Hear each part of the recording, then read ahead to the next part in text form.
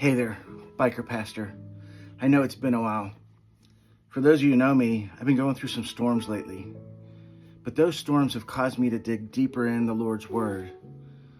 And I got some messages for you. This is probably going to be a few videos long. And I believe the video may even be too long for some social media platforms. So we'll have to see. I'm going to find a way to share it to you. Because through these storms, a lot has been revealed to me. So last week I taught at our men's club study, and preparing for that caused me to dig deeper and deeper into the Word to get answers for what I'm dealing with. And I'll be honest with you, as human, I often think like, Lord, I serve you. I play on the worship team. I profess your name. I preach on the internet. I share the gospel with everybody I know. Why am I going through XYZ? You know, in the Bible, it never says when you become a Christian, storms won't happen. It never says life's going to be easy. Actually, contrary, it says the opposite. The storms are coming. You know, I look back at 2 weeks ago at a sermon from the church. Our head pastor, teaching pastor, said, you know, being a Christian, it's not if the storms come, it's when. If you're a Christian, you're either in a storm, coming out of a storm, or going into a storm. That's life. But with this study that I was preparing for really hit home, it's about how Jesus looks for us to walk through those trials and storms with us instead of removing us from that storm or that trial. I just want to give you we're going to get into the Word, and we'll let the Word speak for itself. So we're going to start in Daniel chapter 3. We're going to start in 16. So just to give you some, forestory here, there's 3 gentlemen. They're friends of Daniel's. And King Nebuchadnezzar wants them to bow down and worship this golden idol he has made and worship his gods. And they refuse. So back in the day, King Nebuchadnezzar had this furnace, and he would throw people in the furnace. So it starts in 16 where we're going to start. It says, Shadrach, Meshach, and Abednego replied to the king, O Nebuchadnezzar, we do not need to give you an answer concerning this matter. It will be so. Our God, whom we serve, will deliver us from the fiery furnace of fire. And he will deliver us out of your hand, O king. But this is what hit me hard right here. But even if he does not, let it be known, O king, we are not going to serve the gods that you worship, and we're not going to bow to that golden image you have set up. So at this point, Daniel's friends are standing firm on the gospel, their belief in Christ. And it irritates King Nebuchadnezzar. It says in 19, Then Nebuchadnezzar was filled with wrath, and his facial expressions were altered towards Shadrach, Meshach, and Abednego. And he answered by giving orders, heat up the furnace 7 times what it is normally heated to. So I'm just going to paraphrase some of this, just for time's sake.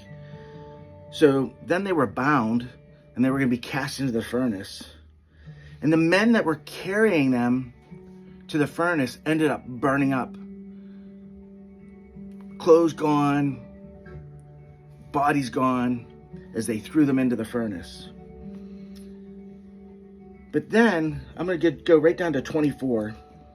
It says, But then King Nebuchadnezzar, the king, was astounded as he stood up in haste.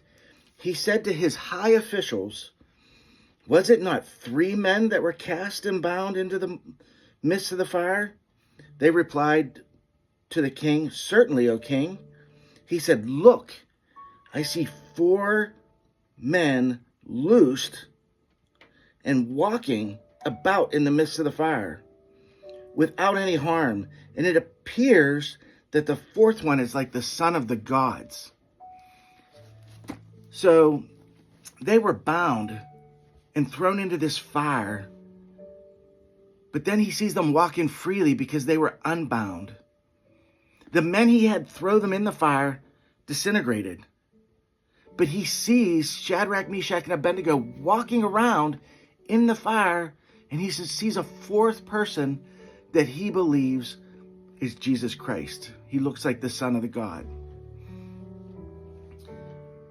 Serving the Lord the way that Shadrach, Meshach, and Abednego did, could God just have snapped his fingers and put the fire out? Yeah. Could he have just snapped his fingers or blinked his eye and Shadrach, Meshach, and Abednego were disappeared and ended up somewhere else? Absolutely.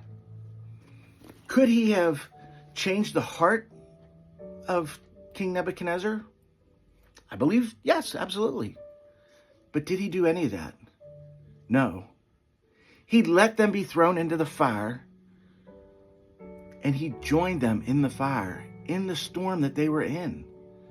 He had the power to stop the fire, shut it off, extinguish it, but he didn't. He joined them in the fire. This shows us that as Christians, it's not about removing us from the situation we're in. It's about trusting that Christ is going to be with us and walk through us in that storm.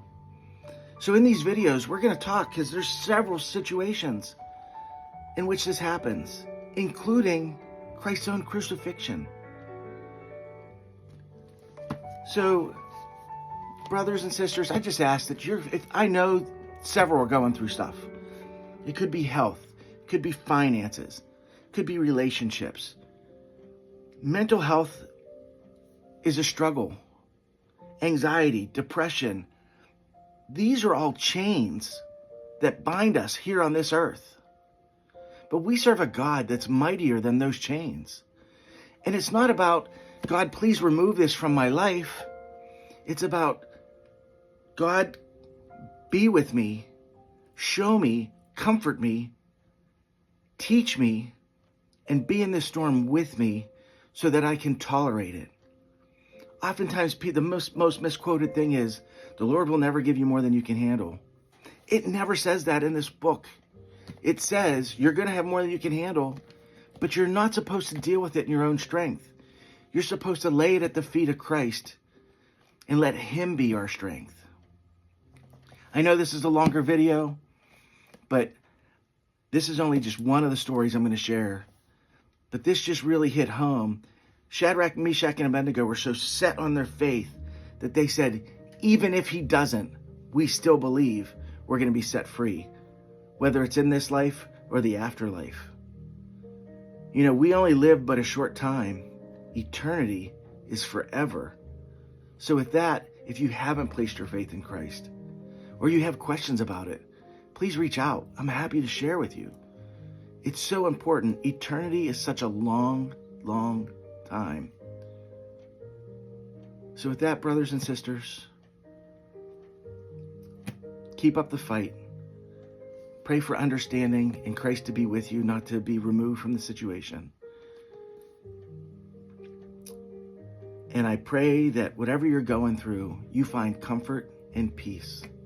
With that, be blessed.